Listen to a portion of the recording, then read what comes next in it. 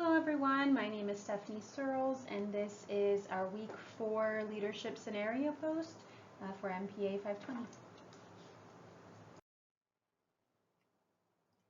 My crisis scenario involves, as previously discussed, a larger power outage in the city of Riverside.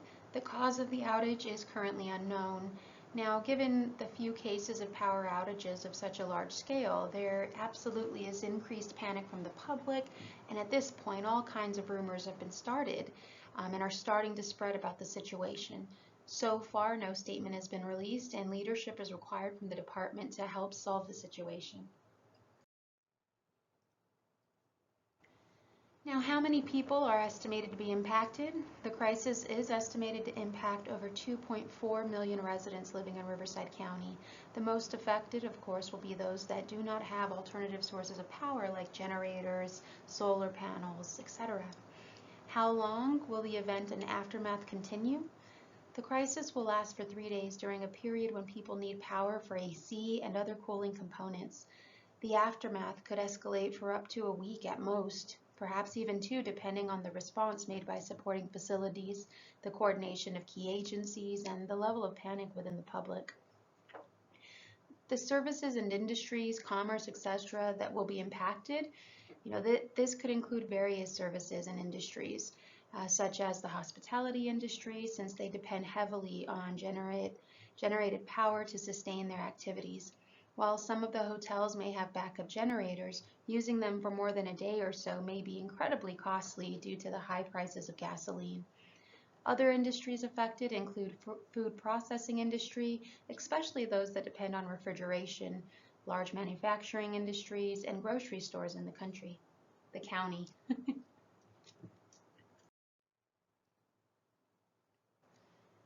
In the first 3 minutes, the leader has just been informed about the situation and has to express the need for calmness as they try to restore power back to normal. In the first 3 hours, an official leader in charge of this scenario is chosen. The leader, who is likely, an elected official, has to inspire calmness and a call for understanding and an effort to ensure that they're able to deal with the increasing rumors about the situation.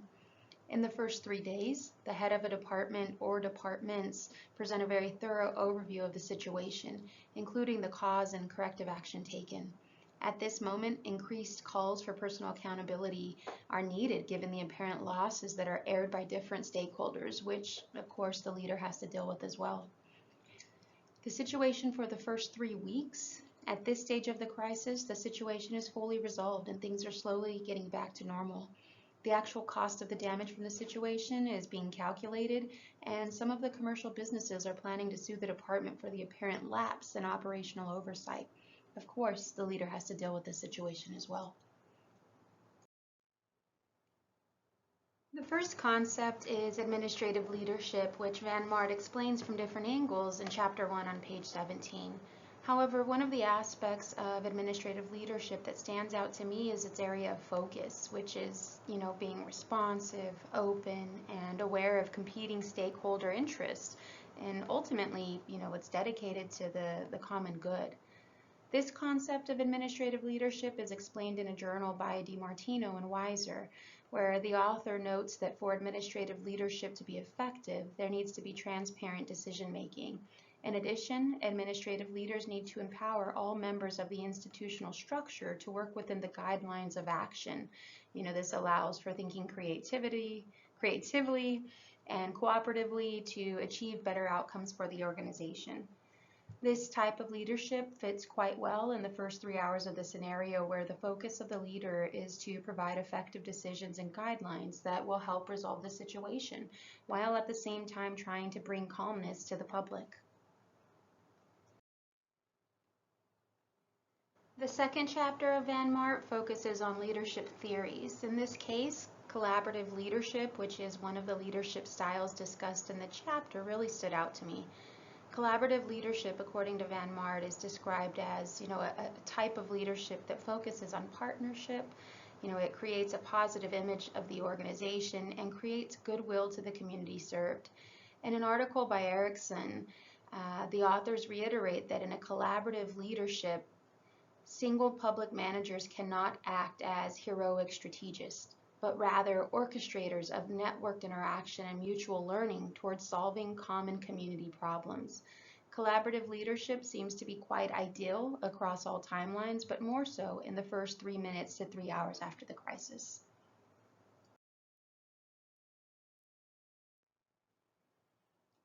The third concept entails the traits of a good leader from the trait theory of leadership from Van Mart's text. The trait theory explains that leaders have certain traits that make them effective in terms of influencing organizational performance. This aligns with the journal article by Toe and Root. The article points basically state that leaders have certain qualities that humans can point at, acting as a conspicuous factor, or factors to be emulated. These qualities can either be innate or acquired.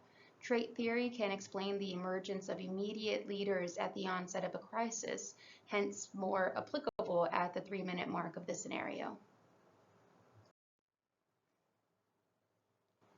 It's difficult discussing, leadership or talking about leadership without mentioning transformational leadership. According to Van Mart, transformational leadership is where leaders work with teams or followers beyond their immediate self-interest to identify needed and necessary change while creating a vision to guide said change. The study by Wright and Penley shows that transformational leadership helps to transform their followers by raising awareness regarding the importance of organizational outcomes, thereby activating their higher order needs and inducing them or introducing them to transcend their own self-interest for the sake of the organization. Transformational leadership will be more applicable in the 3 days period of the crisis. The fifth concept is goal setting, which is a concept of focus in the 5th chapter of the book. Specifically, goal setting is an element of motivation both at the individual and group level. According to Van Mart, goals have to be explicit. They need to be specific and have concrete timelines. They should be challenging but realistic. They should be related to all important aspects of the organization's performance. The same sentiments are also echoed by Jung. He states that goals need to be set throughout the scenario, ranging from short, medium to long-term goals. Therefore, this concept will absolutely be relevant in all 4 timelines described in my scenario. The 6th concept is authentic leadership, which, as I'm sure most of you are aware, is a type of leadership which the Van Mart textbook describes as a leadership style that's characterized by self-awareness, transparency, and ethical behavior. Authentic leadership is viewed by Standard as a leadership style that has an influence on optimism and trust in the organization. Taking the context of the scenario, I think it's crucial for the organization to build a relationship of trust from the onset of the crisis through their communications, and it's therefore relevant in the first 3 minutes of the scenario. The 7th concept is strategic leadership. Van Mart explains strategic leaders, he identifies them as those who create and communicate a vision for the future. They develop the required competencies and capabilities within the organization, and these sentiments are also shared by Carter and Greer. In a post-crisis situation, strategic leaders are needed to provide direction on the needed steps to be taken. This essentially could prevent other crises from happening again. I would therefore place them at the 3rd week mark and beyond within the scenario timeline. According to Van Mart, competency-based leadership approaches tend to provide a range of individual characteristics that constitute what is termed good leadership. One of these characteristics is being effective. In a crisis, a leader who is effective in resolving emerging issues is usually seen as a competent leader. It's about a positive relationship between leadership and organizational or task performance, while also pointing out that task-related competencies are the best predictor of leadership effectiveness. In this regard, I'd place the application of this component in the 3 hours to 3 days timeline, especially when selecting a leader to handle the scenario. And that concludes my week 4 assignment. Thank you everyone for spending some time with me, and have a blessed day.